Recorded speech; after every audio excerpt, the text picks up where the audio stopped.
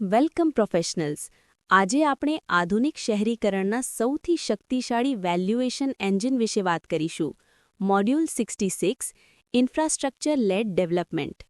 આ મોડ્યુલમાં આપણે ટ્રાન્ઝિટ ઓરિએન્ટેડ ડેવલપમેન્ટ TOD અને લેન્ડ વેલ્યુ કેપ્ચરના પાયાના સિદ્ધાંતો સમજીશું. આ માત્ર પ્લાનિંગના કન્સેપ્ટ નથી, પરંતુ એવી મેથોડોલોજી છે જે પબ્લિક ઇન્વેસ્ટમેન્ટને પ્રાઇવેટ વેલ્થમાં રૂપાંતરિત કરવાની પ્રક્રિયાને માપે છે. એક સિનિયર વેલ્યુઅર તરીકે તમારે માત્ર મેટ્રો સ્ટેશનની નજીકની જમીનના વધેલા ભાવ નથી જોવાના, પણ વધારાની FSI અને તેના વેલ્યુ અપલિફ્ટનું ઊંડું વિશ્લેષણ કરવાનું છે. પહેલું, કન્સેપ્ચ્યુઅલ ફાઉન્ડેશન, TOD અને LVC theory. Core concept. TOD એવું આયોજન છે જે મેટ્રો કે BRTS સ્ટેશનના 500થી 800 મીટરના વિસ્તારમાં હાઈ ડેન્સિટી અને મિક્સ્ડ યુઝ ડેવલપમેન્ટને પ્રોત્સાહન આપે છે. LVC એ સરકારની એ પદ્ધતિ છે જેના દ્વારા જાહેર પ્રોજેક્ટને કારણે ખાનગી જમીન પર વધેલા મૂલ્યનો અમુક હિસ્સો ટેક્સ કે ફી દ્વારા પાછો મેળવવામાં આવે છે. Benefit theory. જેમને પ્રોજેક્ટથી સીધો આર્થિક ફાયદો થાય છે તેમણે તેના ખર્ચમાં ફાળો આપવો જોઈએ. આજના સમયમાં ઇન્ફ્રાસ્ટ્રક્ચર માત્ર સોશિયલ વેલફેર નથી, પણ વેલ્યુ જનરેટર છે. Indian context. ભારતમાં અમદાવાદ જેવા શહેરોમાં TOD ઝોન અમલી છે, પણ LVC હજુ મુખ્યત્વે બેટરમેન્ટ ચાર્જીસ સુધી સીમિત છે. ગ્લોબલ પ્રેક્ટિસમાં ટેક્સ ઇન્ક્રિમેન્ટ ફાઇનાન્સિંગ જેવી જટિલ પદ્ધતિઓ વપરાય છે. બીજું, લીગલ, રેગ્યુલેટરી અને standard linkages. National TOD policy 2017 આ ભારત સરકારની મુખ્ય માર્ગદર્શિકા છે.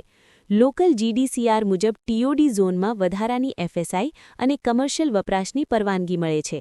ઇન્ટરનેશનલ સ્ટેન્ડર્ડ્સ.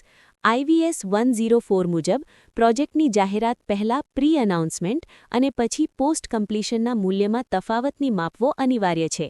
Compliance warning. જો પ્રોજેક્ટ TOD ગાઇડલાઇન્સ મુજબ પબ્લિક સ્પેસ કે પાર્કિંગના નિયમોનું પાલન ન કરતો હોય તો વધારાની FSIનો લાભ વેલ્યુ ઇરોઝન એટલે કે મૂલ્ય ઘટાડામાં પરિણમી શકે છે. ત્રીજું, માર્કેટ ઇન્ટેલિજન્સ અને બિહેવિયરલ બાયસ. સ્પેક્યુલેટિવ સ્પાઇક. પ્રોજેક્ટની જાહેરાત થતાં જ ભાવમાં ઉછાળો આવે છે. વેલ્યુઅરે એન્ટિસિપેટરી વેલ્યુ અને વાસ્તવિક રિયલાઇઝેબલ વેલ્યુ વચ્ચેનો તફાવત પારખવો જોઈએ. Proximity bias. એવું માની લેવું કે સ્ટેશનની નજીકની દરેક મિલકત મોંઘી જ હશે તે ભૂલ ભરેલું છે. જો સ્ટેશન પાસે અતિશય ઘોંઘાટ કે ટ્રાફિક હોય તો તે નેગેટિવ એક્સટર્નાલિટી ઊભી કરી શકે છે. Researcher trap. માત્ર રેડિયસ ન જોતા વોકેબિલિટી અને લાસ્ટ માઇલ કનેક્ટિવિટી તપાસવી જોઈએ. પદયાત્રીઓ માટેનો રસ્તો લાંબો હોય તો પ્રીમિયમ ઓછું થઈ જાય છે. ચોથું, ફાઇનાન્શિયલ લોજિક અને numerical analysis.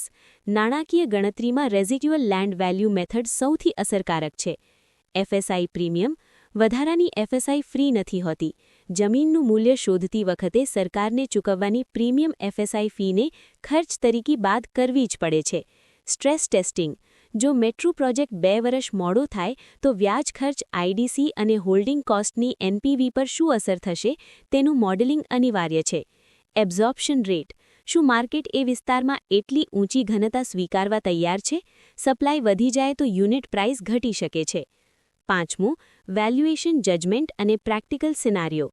Technically versus professionally. Technically તમે મહત્તમ FSI ગણી શકો, પણ પ્રોફેશનલી તમારે મિલકતની એબ્ઝોર્બેબિલિટી તપાસવી જોઈએ. Scenario. Indian context. Ahmedabad metro corridor પાસેની જૂની મિલકતના પુનઃવિકાસ માટે માત્ર જંત્રી ન જોતા TOD પોલિસી મુજબ મળતી મહત્તમ વેચાણપાત્ર સ્પેસમાંથી બાંધકામ ખર્ચ અને LVC ચાર્જીસ બાદ કરીને જમીનનું મૂલ્ય શોધવું જોઈએ. સિનારિયો. Global context. લંડનના ક્રોસ રેલ પ્રોજેક્ટમાં વેલ્યુઅર્સ એક્સેસિબિલિટી ઇન્ડેક્સ વાપરે છે, જે મુસાફરીના સમયમાં ઘટાડાને સીધો ભાડાના વધારા સાથે જોડે છે. અંતે TOD અને LVC વેલ્યુએશનમાં કાયદાકીય નોટિફિકેશન અને નાણાકીય પાસા એકબીજાના પૂરક છે.